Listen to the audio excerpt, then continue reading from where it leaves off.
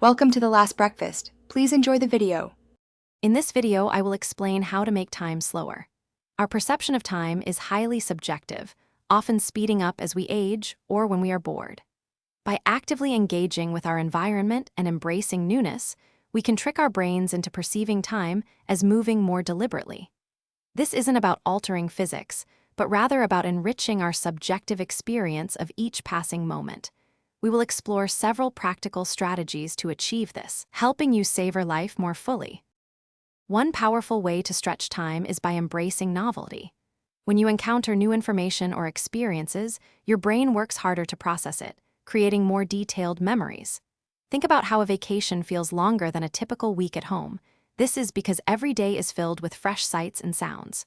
Try learning a new skill, like playing the guitar or coding, for just 30 minutes each day. These new inputs make time feel richer and more expansive.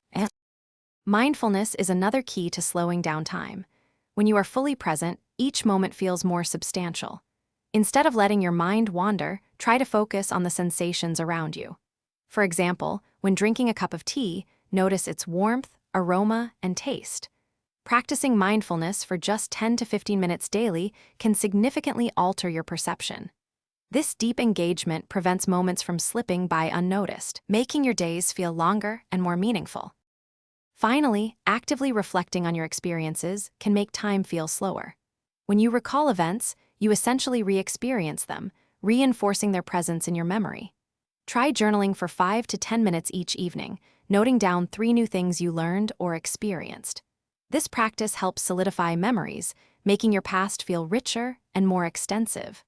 A well-documented past contributes to a perception of a longer, more fulfilling life journey.